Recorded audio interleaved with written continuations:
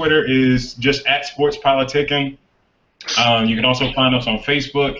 Sports Politicking presents Agree to Disagree. We're going to start off today first with Mr. Purvis. He's got a pretty interesting topic I think that everybody here is going to really enjoy. So we'll let him introduce it himself.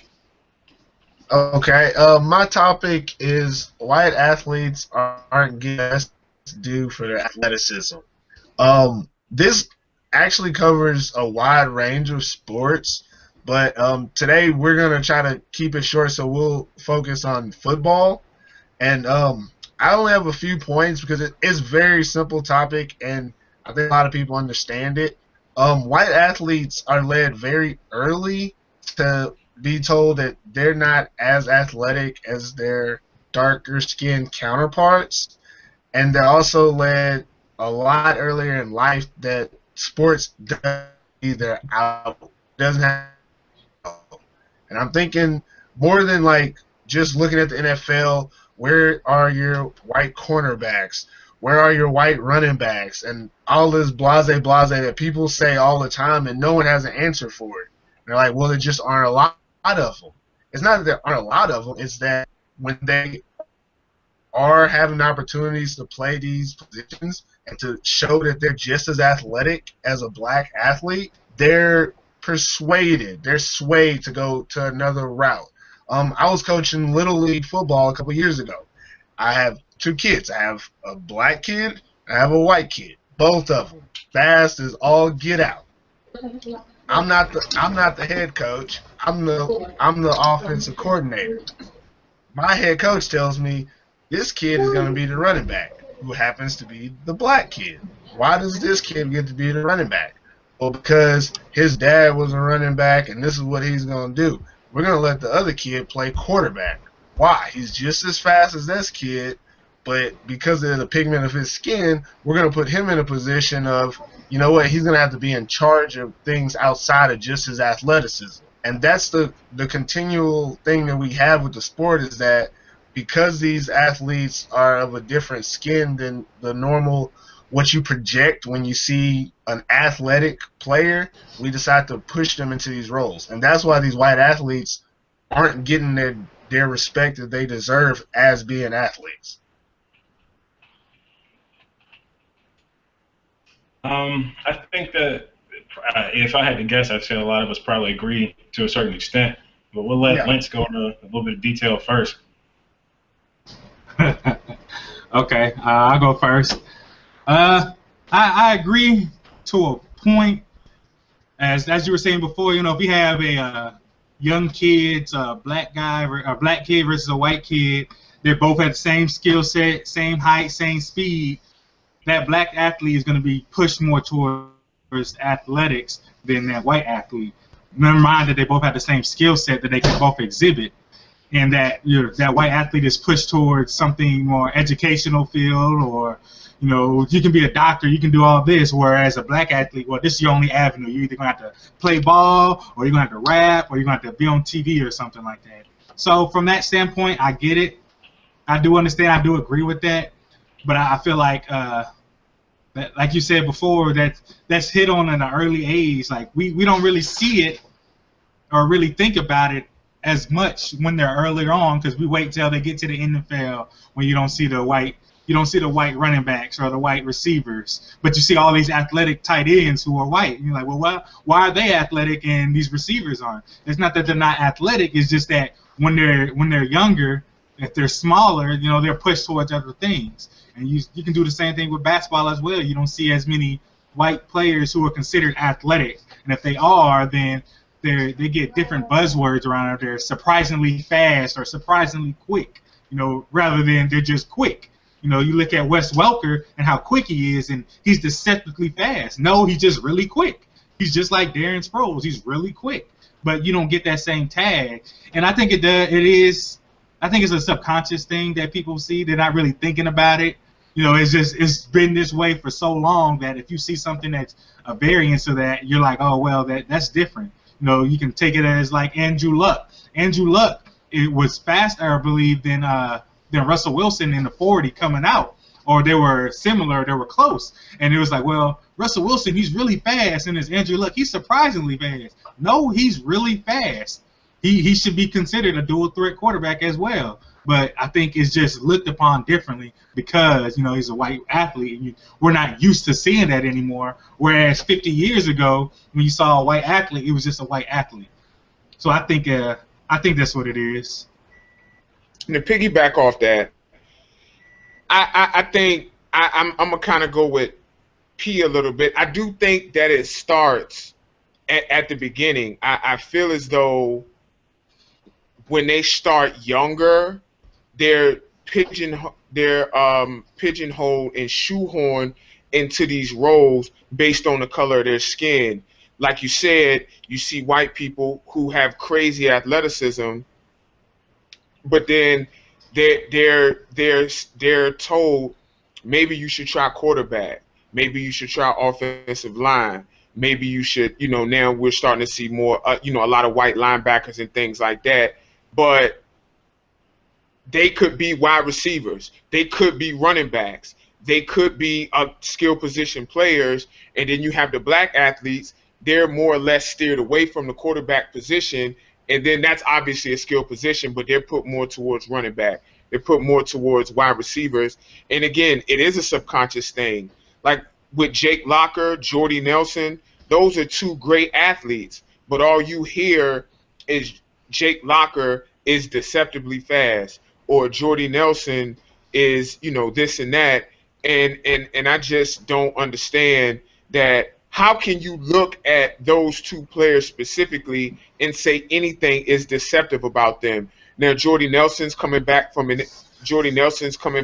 after an injury, so his speed may be gone a little bit.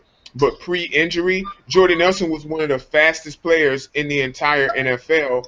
Didn't matter whether he was white, black, blue, and I really think that it really starts early with the coaches, whoever's coaching these kids, and stigmas that white players are less athletic than black players. And it's something that bothers me. Every time I hear somebody say a white player is deceptively fast, it bothers me.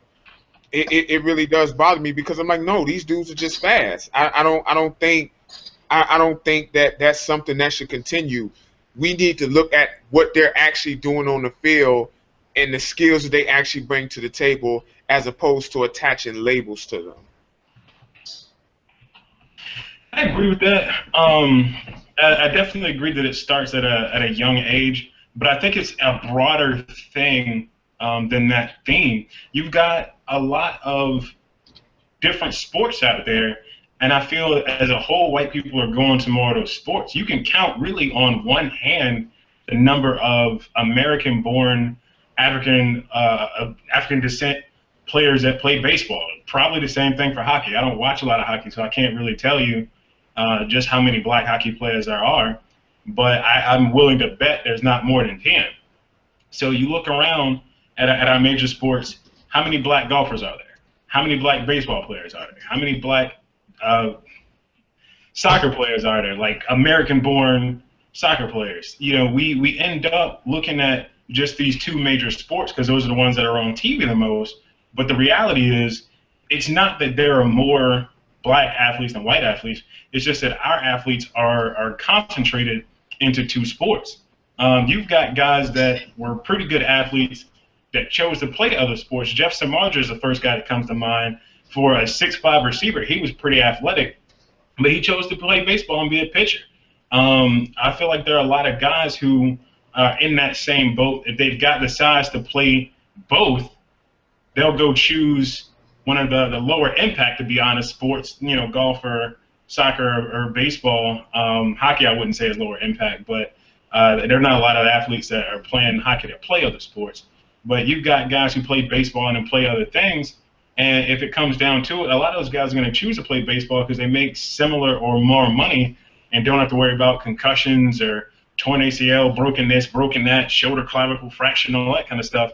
So, you know, what we really need to focus on when you talk about the lower or the earlier start for sports, in my opinion, is why is it that African-American parents aren't trying to get their kids into tennis or baseball or things like that. And I know a lot of it, they talk about a lot is the equipment. You know, if you play football, all you need is a football. If you play basketball, you can literally play ball with a basketball and a milk crate with the bottom cut out. If you play tennis, you need a racket, you need balls, you need a court to play at. Same thing with baseball. You can't just go out there with a stick and a ball and really get transferable skills. So a lot of it comes with the startup, and that may be something that has to be addressed also. But there are, in my opinion, pretty good athletes that play tennis. Novak Djokovic is actually a pretty good athlete. He covers court really well, but people aren't really talking about him as an athlete. People don't talk about hockey players being really good athletes, the guys that get up and down the rink on skates quickly. There's so much that we look at, and for so many people, this issue just turns into basketball and football. But yeah, those other sports are dominated by the same race, and no one makes any kind of comments about that. Anybody else have anything they want to add? Yeah, I think that's a good point that you made up, bringing up that why athletes tend to go to other sports, citing the money that goes into it for equipment and whatnot. Because typically, what we think of when we think of athletes is the NFL and the NBA. We don't really think of our baseball players as athletes, when if you think about it, they are. If you look at the catches, the arm strength you have to get it from the warning track to the second base, or from the warning track to home plate, to have that arm strength, to be able to control the ball that much, the hand-eye coordination you have to hit a ball coming at you 90 miles an hour, that's athleticism right there.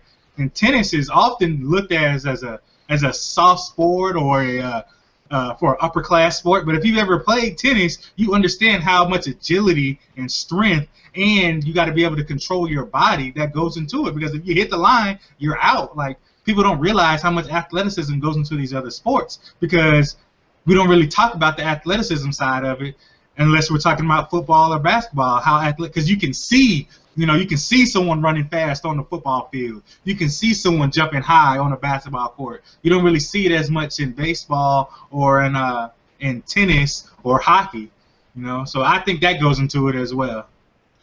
Yeah, I think that part of the problem is people don't know. There's no clear definition for athleticism.